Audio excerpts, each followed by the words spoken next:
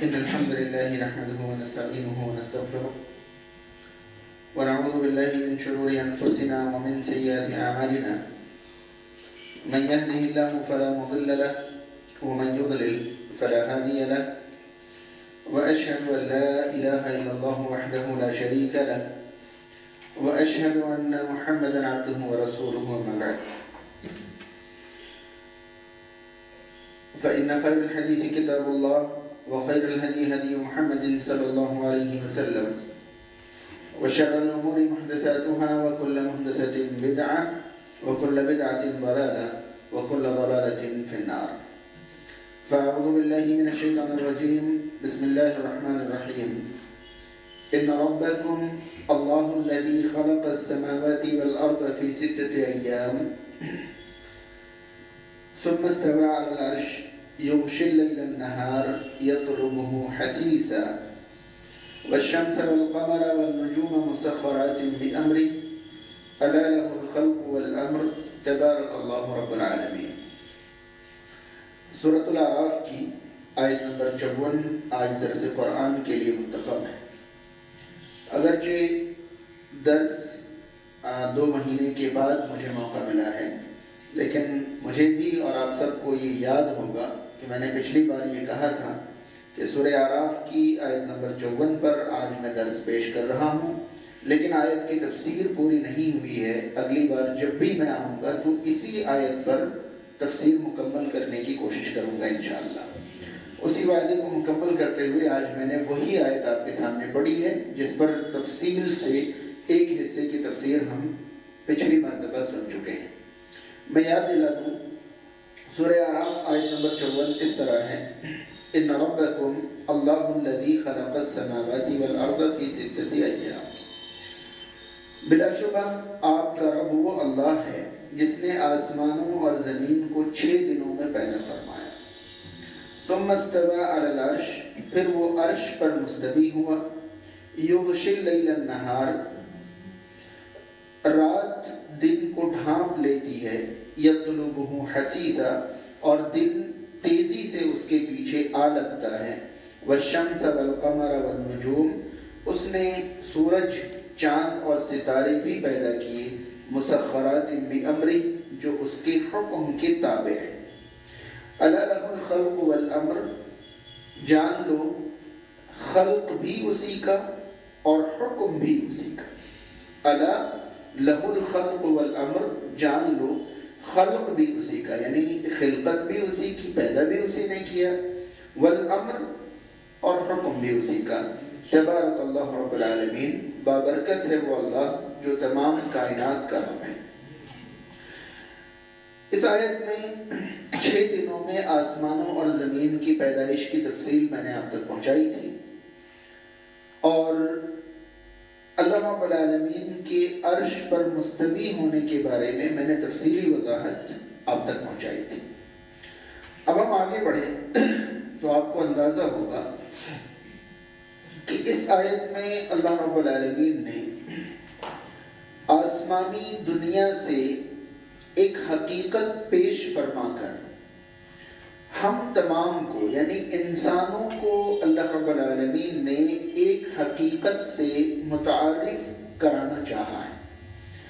حقیقت کیا ہے؟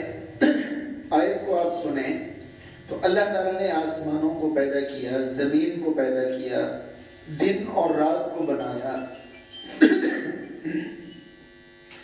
سورج، چاند اور ستارے بنائے.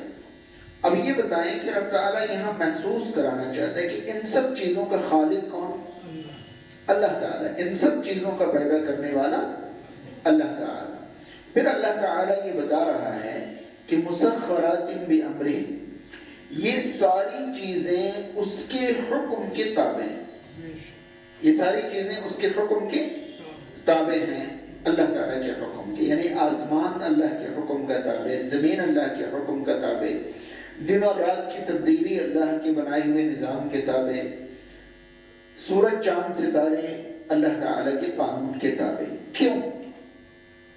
کیوں یہ تابع ہے؟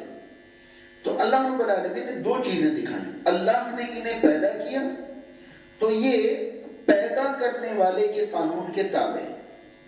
پھر آگے اللہ تعالیٰ نے فرمایا الا لہ الخلق والامر، یاد رکھو خلق بھی اسی کا اور حکم بھی اسی کا، یعنی حکم اسی کا چلے گا جس نے پیدا کیا ہے، حکم اسی۔ اب دیکھیں پوری آیت میں انسان کا کوئی ذکر ہے ہی نہیں، لیکن یہ آیت انسان کو عبرت دلانے کے لیے نازل ہوئی، سمجھایا انسان کو جا رہا ہے مگر انسان کا کوئی ذکر ہے ہی نہیں۔ اور اتنا واضح پیغام ہے، اس آیت کا پیغام اتنا واضح ہے کہ آسمانوں کو اس نے پیدا کیا تو اس کے حکم پر چلے، تجھے اللہ نے پیدا کیا تو کس کے حکم پر چلے گا؟ اللہ کے حکم پر، پھر چلتا کیوں نہیں؟ زمین کو اس نے پیدا کیا تو زمین اللہ کے حکم کے تابع، تجھے اللہ نے پیدا کیا تو کس کے حکم کے تابع؟ اللہ۔ سورج چاند ستارے سب کو اللہ نے بنائے، سبھی اللہ کے تابع ہیں، تجھے اللہ نے پیدا کیا تو اللہ کے تابع کیوں نہیں؟ یعنی اللہ کی دیگر مخلوقات کو ہم نے اختیار نہیں دیا تو وہ نافرمانی نہیں کرتی، تجھے اختیار دیا تو نکل پڑا۔ عبرت یہ ہے کہ قانون یہ ہے کہ جو پیدا کرے گا اسی کا حکم چلے گا، یہ قانون ہے، جو پیدا کرے گا اسی کا حکم چلے گا۔ اب آپ اس بات کو سمجھنے کی کوشش کریں، اللہ تعالیٰ نے ہم تمام کو پیدا کیا اور اللہ تعالیٰ چاہتا ہے کہ ہمارے اوپر حکم کس کا چلے؟ اللہ۔ ہم نہیں چلاتے، اپنی مرضی چلاتے ہیں، اپنی مرضی کی زندگی گزارنا چاہتے ہیں، لیکن ہم یہ بھول جاتے ہیں اللہ تعالیٰ کی طاقت اور اللہ تعالیٰ کی قدرت تصور سے ماورا ہے، ہم تصور بھی نہیں کر سکتے، سوچ بھی نہیں سکتے کہ وہ کتنی طاقت کا مالک ہے اور کتنی قدرت کا مالک ہے۔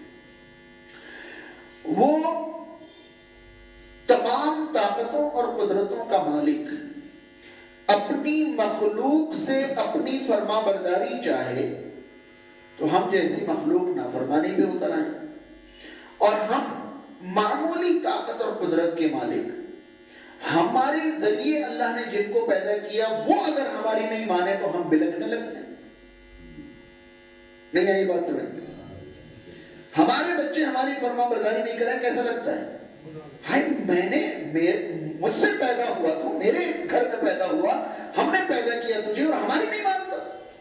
یعنی فطرت تو ہماری بھی یہی کہہ رہی ہے کہ جب پیدا تو ہم سے ہوا ہے تو فرما برداری بھی ہماری کرے گا، پیدا ہمارے یہاں ہوا، سنے گا چاچا کی، تاؤ کی، پڑوسی کی، محلے کی، اور ہماری نہیں سنے گا، قطعاً برداشت نہیں۔ ہم معمولی اختیار کے مالک، ہم اپنی اولاد کے بارے میں نافرمانی برداشت، جبکہ حقیقت میں ہم نے انہیں پیدا بھی نہیں کیا، ہم تو صرف ذریعہ بنے تھے، حقیقت میں انہیں کس نے پیدا کیا؟ تو ہم سے جو پیدا ہوئے ان کی نافرمانی ہمیں برداشت نہیں، اور جس نے ہمیں پیدا کیا ہم اس کی نافرمانی کریں اور وہ کچھ نہ کرے، جسے کوئی روکنے والا نہیں، جسے کوئی ٹوکنے والا نہیں۔ یہ قانون ہے، جس نے پیدا کیا اسی کا حکم چلے گا، اسی کا حکم چلے گا۔ اگر اس چیز کو اور آگے بڑھائیں ہم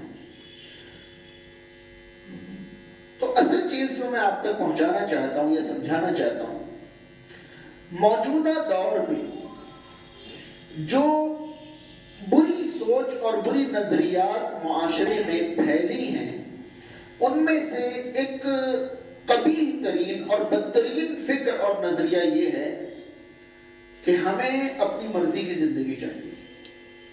یہ انتہائی قبیح ترین نظریہ ہے کہ ہمیں اپنی مرضی کی زندگی چاہیے، جبکہ میں صاف لفظوں میں کہنا چاہتا ہوں کہ دنیا کی زندگی کسی کی مرضی کی ہو ہی نہیں سکتی، دنیا کی زندگی کسی کی مرضی کی ہو ہی نہیں سکتی۔ اگر کوئی یہاں چاہتا ہے کہ میری زندگی میری مرضی کی ہونی چاہیے تو میرے چند سوالات ہیں ایسے لوگوں سے کہ وہ اپنی مرضی کی زندگی گزار کر دکھائیں، پھر میں سمجھوں گا کہ ہاں یہ چیز یہاں ممکن ہے۔ میرا ماننا یہ ہے کہ دنیا کی زندگی میں انسان اپنی مرضی سے زندگی گزارے یہ ممکن نہیں ہے، کیونکہ یہ مرضی کی زندگی کے لیے یہ زندگی ہمیں ملی ہی نہیں ہے، یہ تو پابندی کی زندگی کے لیے ملی، تیاری کے لیے۔ دنیا کی زندگی تو تیاری کے لیے ملی نا، اور جب تیاری کے لیے ملی ہے تو ہمارے اوپر تو قانون نافذ ہوں گے، ہمارے اوپر پابندیاں ہوں گی۔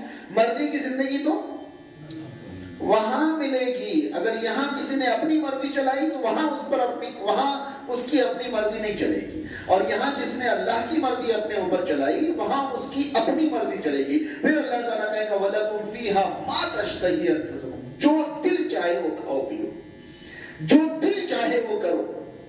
تو مرضی چلانے کی زندگی یہ ہے۔ اب میں ان کو مثالوں سے سمجھاتا ہوں تو بات سمجھ میں آئے گی۔ انسان کہتا ہے کہ بھائی میں تو جو چاہتا ہوں وہ کرتا ہوں، میرے اوپر کسی کا بس نہیں چلتا، میں تو اپنی مرضی کا مالک ہوں، جو میں چاہوں وہ کروں۔ ٹھیک ہے جناب، آپ جو چاہیں وہ کریں۔ انسان کی عمر جب شروع ہوتی ہے، چھوٹا سا بچہ ہے، وہ 2-2.5 سال میں جب بولنا شروع کرتا ہے تو لا کر، تو اس کی باتیں ماں باپ کو بڑی پیاری لگتی، اس کی باتیں ماں باپ کو بڑی ہلکا پھلکا وہ چلنا شروع کرتا ہے، ماں باپ کو ان کی چال بہت پیاری لگتی ہے۔ ماں باپ چاہتے ہیں کہ اسی حالت میں بہت دنوں تک دیکھیں، اس کو چلائیں مرضی اپنے بچے کے اوپر، اور رکھ دیں اس کو اتنی عمر میں اس کو روک دیں۔ آپ کا بچہ ہے نا، چلائیں اپنی مرضی، نہیں چلا سکتے۔ اب وہ تھوڑے سے اور بڑے وہ کس نظام کے ساتھ آگے بڑھ رہے ہیں؟ اللہ کے بنائے ہوئے نظام کے ساتھ یا آپ کی مرضی کا؟ اللہ کے بنائے نظام کے ساتھ۔ چلیے اب آپ آگے بڑھنے کے بعد جوانی آئی، جوانی کے بعد جب جوانی ڈھلنے لگی تو اب آپ کا جی چاہتا ہے کہ آپ جوان ہی رہیں۔ اب آپ کا جسم ہے اور آپ چاہتے ہیں کہ جوان رہیں، رکھیے اپنے آپ کو جوان، چلائیے اپنے اوپر اپنی مرضی۔ دنیا کی ساری طاقتیں لگا کر آپ اپنی مرضی چلا کر خود کو جوان رکھ لیجیے، ہے ممکن؟ تو آپ کے وجود پر آپ کی مرضی چل کر رہی، روکا کس نے؟ چلائیے نا۔ ہاں، بال سفید ہونا شروع ہوتے ہیں انسان پریشان ہونے لگتا ہے، شروع میں سارے بال نکالتا ہے، اس کے بعد وہ پینٹنگ وینٹنگ کر کے زبردستی اپنے آپ کو جوان دکھانے کی کوشش کرتا ہے۔ کب تک چھپائیں گے؟ نہیں ہے اس کی مرضی کہ وہ بوڑھا ہو، لیکن اللہ کا نظام یہ ہے کہ وہ بوڑھا ہوگا۔ آپ لاکھ کوشش کر کے تھک جاتے ہیں، نظام کس کا چلتا ہے؟ تو چلائیے اپنی مرضی، آپ کا وجود ہے نا، جسم کس کا ہے؟ مرضی آپ کی، جسم آپ کی، چلائیں۔ آپ کی باڈی میں ایک چیز عمر کے ساتھ کمزور ہوتی چلی جاتی ہے اور آپ نہیں چاہتے کہ کمزور ہو۔ چاہتے ہیں؟ دانت آپ کے کمزور ہو رہے ہیں، یہ کر کے ٹوٹ کے جھڑ رہے ہیں، رکھیے دانت اپنے مضبوط اسی طرح جس طرح آپ چاہتے ہیں۔ کہیں ادھر کھکل پڑ گیا، کہیں ادھر درد شروع ہو گیا، کہیں ادھر ہو گیا، آپ کے دانت ہیں جناب، کسی اور کے نہیں، آپ کے ہیں، اور آپ چاہتے ہیں کہ آپ کے دانت مضبوط رہیں، تو رکھیے نا۔ آپ کے جوڑوں میں درد شروع ہو گئے، کمر میں وہ طاقت نہیں بچی، فلاں ہونے لگا۔ آپ کا جسم ہے، آپ کی باڈی، آپ کی مرضی کی زندگی چاہیے نا، چلا کے دکھائیے اپنے وجود پر اپنی مرضی، چلا لیں گے۔ بال آپ کے جھڑ رہے ہیں، روک نہیں سکتے، بال آپ کے پک رہے ہیں، آپ کالے نہیں رکھ سکتے، دانت آپ کے جھڑ رہے ہیں، روک نہیں سکتے، جسم کی طاقت کمزور ہو رہی ہے، آپ جسم کو مضبوط نہیں رکھ سکتے، دھیرے دھیرے آپ کا جسم جو ہے پوری طرح سے کمزور ہو کر آپ دنیا سے جا رہے ہیں۔ آپ چاہتے ہیں کہ آپ زندہ رہیں، نہیں جائیں، لیکن اپنے آپ کو بچا نہیں سکتے۔ جب متعین ہے، جب جانا پڑے، کون چاہتا ہے جانا؟ تو کون سی مرضی کی بات کر رہے ہیں کہ میں اپنی مرضی پر جینا چاہتا ہوں؟ اپنی مرضی اپنے وجود پر چلا کر دکھائیں۔ چلیے، یہ میں نے باڈی پارٹس کی بات کی۔ اب ہم باڈی نیڈز کی بات کرتے ہیں، انسانی جسم کی ضروریات کی بات کرتے ہیں۔ انسانی جسم کے لیے اللہ نے ایک نظام بنایا ہے کہ 4، 5، 6 گھنٹے میں انسان کو بھوک لگے گی، چاہے وہ پتھر کھا لے یا سیمنٹ۔ بات سمجھ رہے؟ اب کئی بار ہماری مرضی یہ ہوتی ہے کہ بھوک نہ لگے، اور کئی بار ہماری مرضی ہوتی ہے کہ بھوک لگے۔ مثلا ہم 24-25 گھنٹے کے سفر میں نکلے، اب کھانا ٹرین میں بالکل صحیح نہیں مل رہا ہے، ہمارا جی چاہتا ہے کہ کوئی ایسا سسٹم ہو کہ ہم 2 دن کے لیے اپنی بھوک کو روک لیں اور سیدھا یہاں سے کھا کے نکلیں اور وہاں جا کے اترے، اور آپ راستے میں بھوک اپنی روک کے دکھائیں۔ کس کا پیٹ ہے؟ پڑوسی کا؟ آپ کا پیٹ ہے نا، روک کے دکھائیے بھوک، چلانا ہے نا مرضی آپ کو اپنی۔ آپ ٹرین میں ہیں یا بیابان میں، ریگستان میں ہیں یا سمندر میں، جو نظام اللہ کا بنا ہوا ہے اس نظام کے تحت آپ کو بھوک لگے گی اور لگے گی، چاہے آپ جوتے چبائیں یا چپل، چاہے آپ ریت کھائیں یا مٹی، اللہ کا نظام آپ کے اوپر چلے گا تو چلے گا، آپ اپنے اوپر اپنا نظام نہیں چلا سکتے۔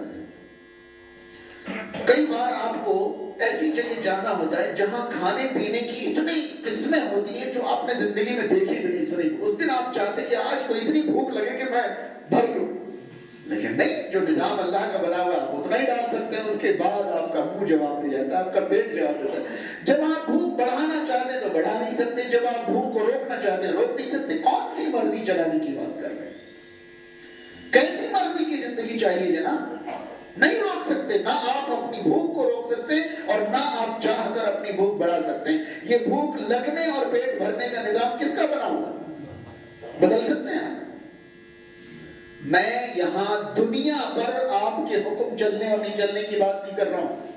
میں یہاں آپ کے اپنے اوپر آپ کی مرضی آپ پر نہیں چل رہی ہے. جب آپ بھوک لگانا چاہتے ہیں تو لگا نہیں پا رہے, اور جب آپ بھوک کو روکنا چاہتے ہیں تو روک نہیں پاتے. اللہ کا انسانی جسم کے بارے میں بنایا ہوا ایک نظام ہے کہ انسانی جسم 10-12 گھنٹے ایکٹیو رہنے کے بعد 6-7-8 گھنٹے کی نیند چاہتا ہے. کئی بار ہم چاہتے ہیں کہ نیند نہ آئے اور کئی بار ہم چاہتے ہیں کہ نیند.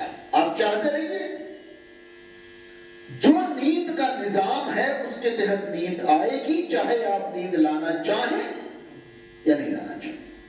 اور جب نیند نہیں آنی ہے تو نہیں آئے گی, چاہے آنکھ بند کر کے آپ خود کو بیوقوف بناتے رہیں گے. کافی دیر بیوقوف بنانے کے بعد خود ہی آپ آنکھ کھول لیں گے اور کہیں گے نہیں بھائی میرا بس نہیں چل رہا ہے. پھر سے میں ایک مثال بتاؤں. کئی بار آپ ایک نئی جگہ گئے اور آپ چاہتے ہیں کہ راستے کا کوئی نظارہ آپ کا مس نہیں ہو, لیکن جسم آپ کا جیسی تھکان ہوتی ہے آنکھیں اور نظارے مس ہو جاتے ہیں. چاہ کر بھی آپ سارے نظارے دیکھ نہیں سکتے کیونکہ آپ کا جسم اللہ کے بنائے ہوئے نظام کا تابع ہے. آپ چلائیں اپنے اوپر اللہ کا قانون یا نہ چلائیں, لیکن آپ کا جسم تو اللہ کے بنائے ہوئے نظام کا تابع ہے. آپ خود اللہ کے قانون پر چلنے کی مثال ہیں, چاہے خود کو آپ پڑھیں یا نہ پڑھیں. جو اللہ نے نیند کا نظام بنایا اس کے تحت نیند آ جاتی ہے. اور اگر کسی نے روکنے کی کوشش کی تو پھر نظام اتنا درہم برہم ہوتا ہے کہ ہفتے بھر اس کی حالت خراب رہتی ہے, اور پھر وہ سوچتا ہے بھائی زندگی میں نیند نہیں روکوں گا میں. اگر زبردستی کسی نے روک لی تو پھر اس کا سارا نظام درہم. چلیے میں ایک اور آگے کی مثال دینا چاہتا ہوں, حالانکہ شاید نہیں ضرورت ہے, لیکن میں بتاؤں.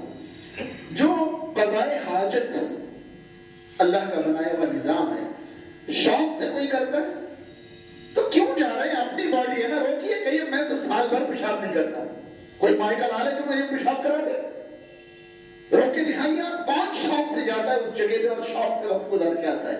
اللہ کا بنایا ہوا نظام ہے جسے ہم توڑ نہیں سکتے, اسی لیے تو جا رہے ہیں. اور صرف ذہن میں یہ نہ رکھیں کہ ہم گھر میں 4 گھنٹے 5 گھنٹے یا 3 گھنٹے میں ہم ایک بار جاتے ہیں اور ضرورت سے فارغ ہو کے آتے ہیں. اگر آپ چلتی بس میں ہیں اور چاروں طرف سے بھیڑ نے آپ کو دبا رکھا ہے, تب بھی بنائے ہوئے نظام کے مطابق آپ کو پیشاب آئے گا. آپ کیسے فارغ ہوں گے یہ آپ سمجھیں. نہیں روک سکتے آپ کو,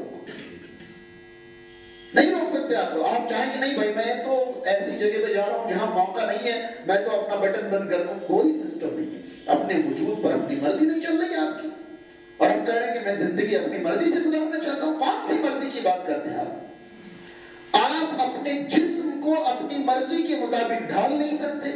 آپ کے جسم پر اللہ کے بنائے ہوئے نظام کو آپ ذرا سے تبدیل نہیں کر سکتے. پھر آپ کہتے ہیں کہ آپ مرضی کی زندگی گزارنا چاہتے ہیں. چلیے اور آگے بڑھنا ہے. ہم اور آپ کئی بار چاہتے ہیں کہ چیزوں کو بھول جائیں, اور کئی بار چاہتے ہیں کہ چیزوں کو یاد رکھیں. جب یاد رکھنا چاہتے ہیں اور جو نظام بنا ہوا ہے اس کے تحت ہم بھول جاتے ہیں تو آپ سر پیٹیے دیوار پر, یاد نہیں آنے والی. اور جو چیز آپ بھول جانا چاہتے ہیں کہ بھائی میں اس بات کو یاد نہیں رکھنا چاہتا ہوں, نہیں بھول سکتے آپ. بار بار آپ کے ذہن میں وہی چیز آ رہی, بار بار آپ کے ذہن میں. آپ اپنے ذہن پر اپنا بس نہیں چلا سکتے, اپنی مرضی نہیں چلا سکتے. آپ اپنی آنکھوں پر نہیں چلا پا رہے ہیں, آپ کسی چیز پر نہیں چلا پا رہے ہیں. چلیے انسان بیمار ہو جاتا ہے, بیمار ہو جاتا ہے تو کس کے جسم کو تکلیف ہو رہی ہے؟ تو آپ کا جسم ہے تو آپ کوئی بٹن بند کر لینا کہ بیماری نہ ہو کبھی. اور اگر بیمار ہو گئے تو آپ کا جسم مرضی چلائے جھٹکے ایسے کر کے میں تو ٹھیک ہو گیا، میری باڈی میری مرضی، میں نے درد کو یوں نکالا اور پھینک دیا۔ اللہ تعالیٰ اگر 2 دن مبتلا رکھنا چاہے تو آپ 2 دن مبتلا رہیں گے، اور 10 سال مبتلا رکھنا چاہے تو آپ پوری دنیا کا چکر لگا لیں، آپ کو نجات نہیں مل سکتی۔ پھر آپ کہتے ہیں کہ مجھے مرضی چلانی ہے اپنے اوپر۔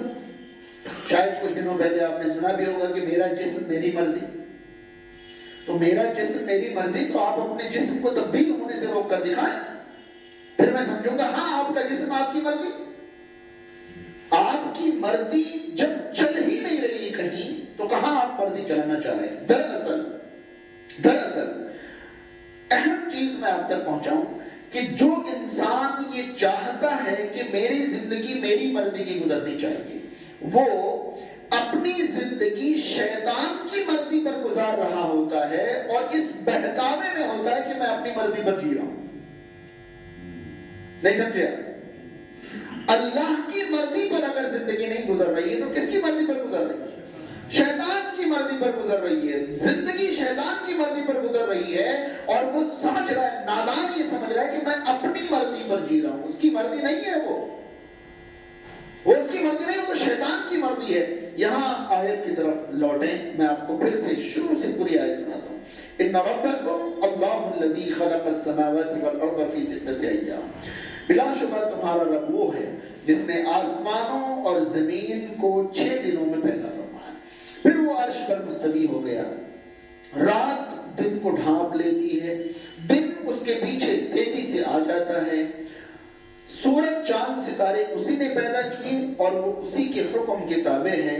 الا لہ الخلق والامر، تو جان لو خلقت بھی اسی کی اور حکم بھی اسی کا۔ ابھی یہ بتائیے کہ عقل مندی کس میں؟ ہمارے اوپر اللہ کا قانون چلے اس میں، یا ہمارے اوپر اپنی مرضی ہماری چلے اس میں؟ کس میں؟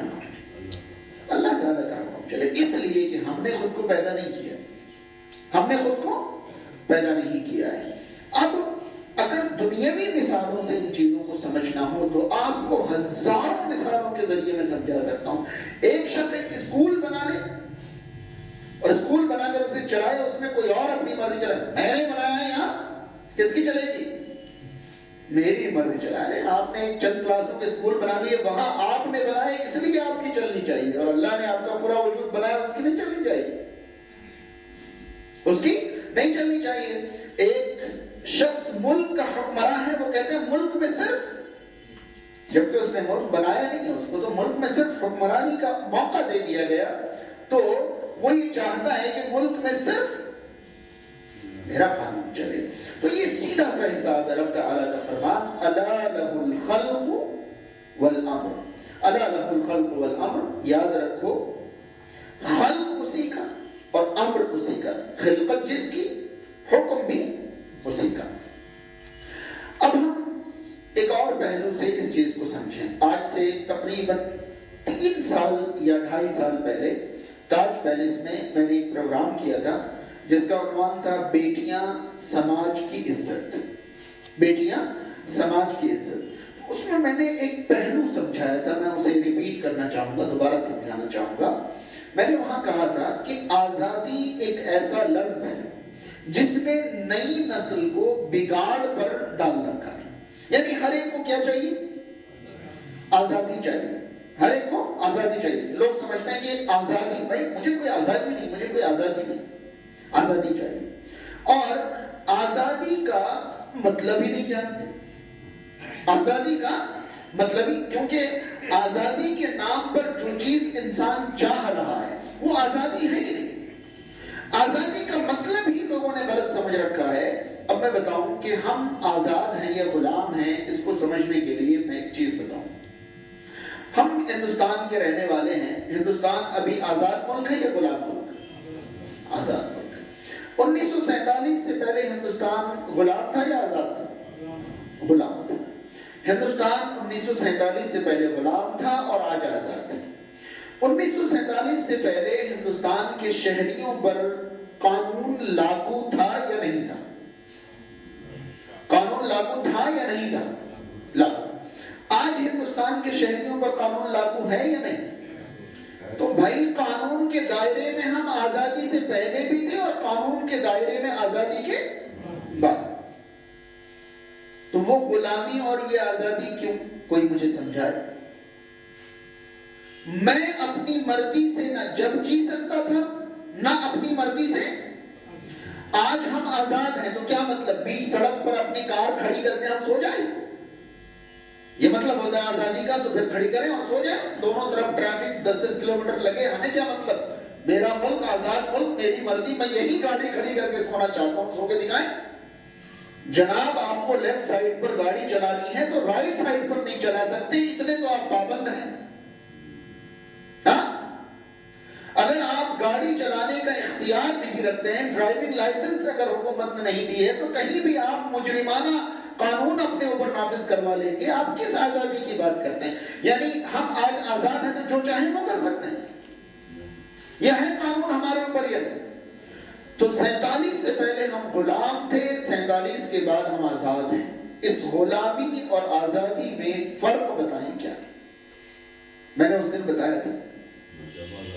بتایا تھا غلامی اور آزادی کا اصل مطلب کیا ہے. یہ سمجھ میں آ جائے تو ہم شریعت کی پابندی کو غلامی کبھی تصور نہیں کرتے. اور وہ اسی آیت سے سمجھ میں آئے گی.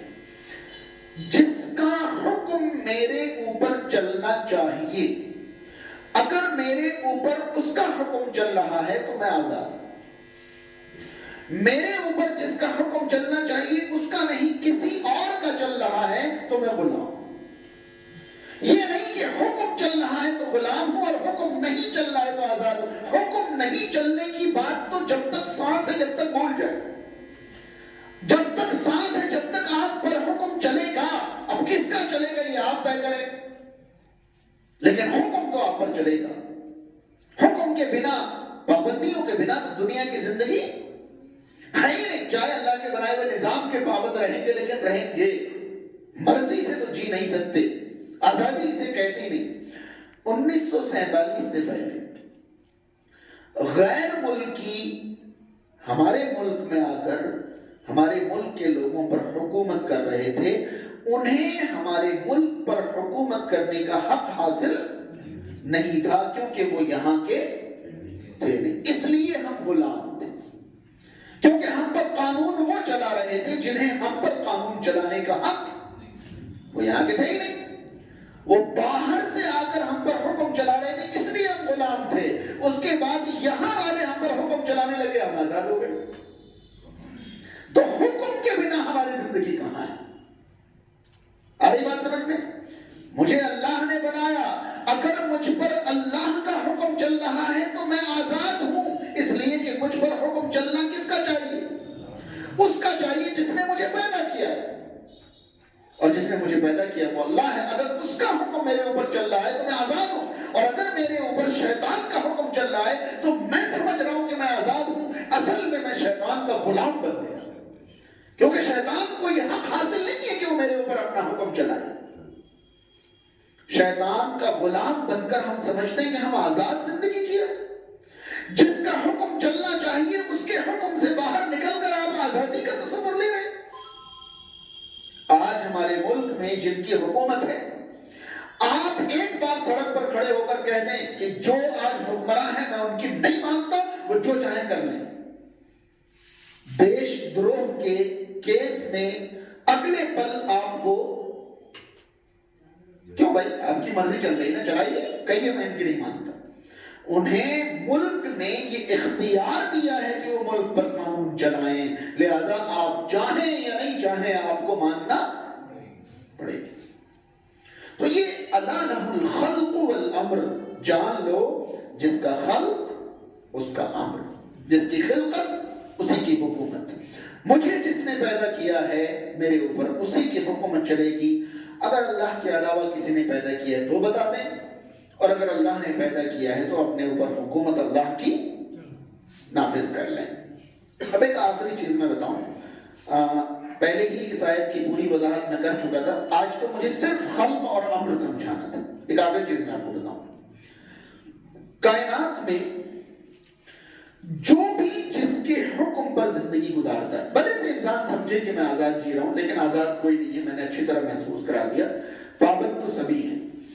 بھلے سے کوئی کسی کے حکم پر زندگی گزارے، لیکن یقین جانے اللہ کے حکم پر زندگی گزارنے میں جو فائدے ہیں اس کا کروڑواں حصہ بھی کسی کے حکم پر زندگی گزارنے میں نہیں ہے. وہ انسان محروم، بدنصیب اور بے وقوف ہے جو اللہ کے حکم سے نکل کر شیطان کے حکم پر زندگی گزارتا ہے. بات سمجھ میں آ رہی ہے؟ یہاں ایک چیز میں بتاؤں، انسان کی مینٹلٹی، انسان کی سوچ یہ ہے کہ اگر انسان کا باپ، اگر کسی بچے کا باپ اس کی ضرورت ٹھیک سے پوری نہیں کر پائے اور کوئی اور اس بچے کی ضرورت 2 4 10 بار پوری کر دے تو وہ اپنی باپ سے زیادہ اس آدمی کے ماننے لگتا ہے، اپنے باپ سے زیادہ اس آدمی کے ماننے لگتا ہے. یہ انسان کی سوچ ہے. اور جانتے ہیں اللہ تعالیٰ نے جو ہماری فطرت بنائی ہے، وہ ایک ایک فطرت کو آپ ڈٹول کر دیکھیں، ہماری ہر فطرت ہمیں اللہ سے قریب کرنے والی ہے. یہ الگ بات ہے کہ ہم اپنی فطرت کو پہچانتے ہی نہیں.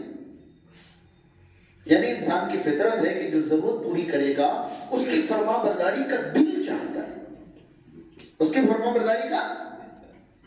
شیطان کی حکومت اپنے اوپر لگائے بیٹھے، شیطان نے کون سی ضرورت آپ کی پوری کرتی یہ تو بتائیں، کیوں آپ اس کے پیچھے لگے ہوئے؟ اور میں جس کی فرما برداری کی بات کر رہا ہوں وہ تو آپ کی ساری ضرورتیں پوری کر رہا ہے. تو یہ ہماری فطرت ہے کہ جو ضرورت پوری کرے گا اس کی فرما برداری ہمارا دل چاہتا ہے. یقین مانیے ایک شخص صبح شام دن رات آپ کی ضرورت پوری کرے اور وہ بندہ کوئی کام کو آپ سے کہہ دے اور آپ کسی وجہ سے بھی وہ کام نہیں کر پائے نا، تو آپ کا ضمیر آپ کو کوستا ہے کہ آپ بندے نے پہلی بار مجھ سے ایک چیز کہی تھی اور میں نہیں کر پایا، مجھے بڑا افسوس. کیوں؟ کیا ہو گیا؟ آپ نے نہیں کیا، کوئی اور کر دے گا. لیکن چونکہ اس نے آپ کی بار بار ضرورتیں پوری کی ہے، آج اس نے کچھ کہا اور آپ نہیں کر پائے تو آپ کو بڑا افسوس ہوتا ہے. یہ فطرت ہے ہماری. آپ نے سنا ہوگا ہمیشہ کہا جاتا ہے کہ اسلام دین فطرت ہے. اسلام جو ضرورت پوری کر رہا ہے اس کی فرما برداری کا تصور ہی نہیں ہے. اور جو ہماری کوئی ضرورت، شیطان ہماری کہاں سے ضرورت پوری کرتا ہے؟ آپ شیطان کی فرما برداری کریں کیا فائدہ ہوگا؟ مجھے فائدہ کہنا ہے. چلیے کمپیئر کر لیتے ہیں، اگر اللہ کی فرما برداری میں جتنے فائدے ہیں اس سے زیادہ فائدے شیطان کی فرما برداری میں ہوں تو ہم کر لیتے ہیں. بھائی ہم فائدہ پسند لوگ ہیں نا. چلیے زیادہ فائدہ گنائیے. اتنا سا بھی تو فائدہ نہیں ہے، کمپیئر کرنے کے لیے کچھ تو چاہیے، کچھ ہے ہی نہیں. اگر انسان اپنے والدین کی فرما برداری کر رہا ہے تو والدین کی فرما برداری کے فائدے ہیں. اسی لیے رب تعالیٰ نے حکم دیا ہے کہ اللہ کے بعد آپ کو والدین کی فرما برداری کرنی ہے. ایک لڑکی شادی شدہ ہوتی ہے، اس کے اوپر حکم لگا دیا کہ آپ شوہر کی فرما برداری. کیوں؟ ساری ذمہ داری جو اس کے اوپر ڈال دی گئی، فرما برداری کوئی بیکار میں کرائی جا رہی ہے. جس لڑکی کا کھانا، پہننا، علاج، معالجہ، شوق، حوائج، ضروریات ایک مرد پوری کرے گا، اللہ تعالیٰ اس پر اس کی فرما برداری لازم نہ کرے، یہ انسانی فطرت کے خلاف ہے. تو فرما برداری وہاں جہاں ضروریات پوری ہو رہی. اگر کوئی اپنے نفس کی فرما برداری کر رہا ہے تو دراصل وہ غلام بن چکا ہے شیطان. اللہ کے قانون کے خلاف اگر کوئی جا رہا ہے تو جس نے اس کو پیدا کیا ہے اس کا حکم چھوڑ کر وہ دوسری طرف جا رہا ہے. آپ نے محسوس کیا سورج کس کا پیدا کیا؟ اللہ کا. جب سے کائنات بنی ہے آج تک سورج نے ایک بار بھی اللہ کے بنائے ہوئے نظام کی مخالفت کی ہمت نہیں کی. ہو سکتا ہے آپ نے سنا ہوگی سورج ایک بار رک گیا تھا اور فلاں ہوا تھا فلاں. بس اس کو جس ٹائم نکلنے کا حکم اللہ نے سال کے 365 دنوں میں جس جگہ سے اس کو طلوع ہونا ہے، جتنے بج کر جتنے منٹ پر طلوع ہونا ہے اتنے منٹ پر. میں ہر بار مثال دیتا ہوں اس کیلنڈر کی، جو یہ سال بھر کا کیلنڈر بنا ہوتا ہے، یہ سال بھر کا کیلنڈر نہیں ہے، یہ ہمیشہ کا کیلنڈر ہے. مئی 2021 میں 15 تاریخ کو جتنے بج کر جتنے منٹ پر سورج نکلا تھا 2022 2023 2024 25 یعنی پوری جب تک کائنات باقی رہے گی ہر سال مئی 15 تاریخ کو اتنے بج کر اتنے منٹ پر ہی سورج نکلے گا. یہ ہمیشہ کا کیلنڈر ہے، اور یہ کیلنڈر اس بات کا گواہ ہے کہ سورج میں ایک سیکنڈ بھی اللہ کے بنائے ہوئے نظام کی نافرمانی کبھی نہیں کرے گی. یہ تو ہم ہی ہیں بس، جبکہ وہ تو مکلف میں نہیں ہے، جزا اور سزا میں نہیں ہے. بس اللہ نے بنا دیا، ایک بار پروگرام کر دیا اور چھوڑ دیا وہ اپنے کل فی فلک یسبحون، یہ سب کے سب اپنے بنائے ہوئے نظام پر چل رہے ہیں. تو ہمارے لیے بہت اہم ترین ہے کہ جب اللہ کی بنائی ہوئی ایک ایک مخلوق اللہ کے نظام پر چوں کا توں برقرار ہے، تو ہمیں جس نے پیدا کیا ہے ہم اپنے اوپر اسی کا قانون نافذ کریں. یہ ہمارے لیے ضروری بھی ہے اور مفید بھی. اللہ کی فرما برداری کریں گے تو اللہ تعالیٰ کے سامنے جب ہم حاضر ہوں گے تو جزا اور سزا میں ہم اور آپ کامیاب ہوں گے. اللہ تعالیٰ ہمیں جہنم سے بچا کر جنت میں داخل فرمائے گا، اور اس فرما برداری کے جو بدلے ملیں گے ہم تصور بھی نہیں کر سکتے. سورہ سجدہ میں اللہ تعالیٰ فرماتا ہے لا تعلم نفس ما اخفی لهم من قرۃ اعین. مومنوں کی آنکھ ٹھنڈی کرنے کے لیے ہم نے کیا کیا تیار کر رکھا ہے کوئی نہیں جانتا، کوئی نہیں جانتا. اور صحیح بخاری کی حدیث ہے کہ جنت میں رب تعالیٰ نے جو نعمتیں تیار کر رکھی ہیں وہ نعمتیں نہ کسی آنکھ نے دیکھی، نہ کسی کان نے سنی ہے، اور نہ کسی دل میں ان کا تصور تک آیا ہے. تو یہ فرما برداری کے فائدے ہیں. اس کا کروڑواں حصہ بھی کسی اور کی فرما برداری میں فائدہ ہو تو بتائیں، اور نہیں ہے تو یہ گانٹھ باندھ لیں الا لہ الخلق والامر. سن لو، جس کی خلقت اس کی حکومت، جس کا خلق اس کا حکم، جس نے پیدا کیا اسی کا قانون. ہر چیز پر تکوینی قانون اس کا نافذ ہے. تو ہم مخلوق ہیں، ہم پر شرعی قانون بھی اسی کا نافذ ہوگا. اللہ تعالیٰ ہم تمام کو اللہ تعالیٰ ہی کی فرما برداری پر زندگی گزارنے کی توفیق نصیب فرمائے.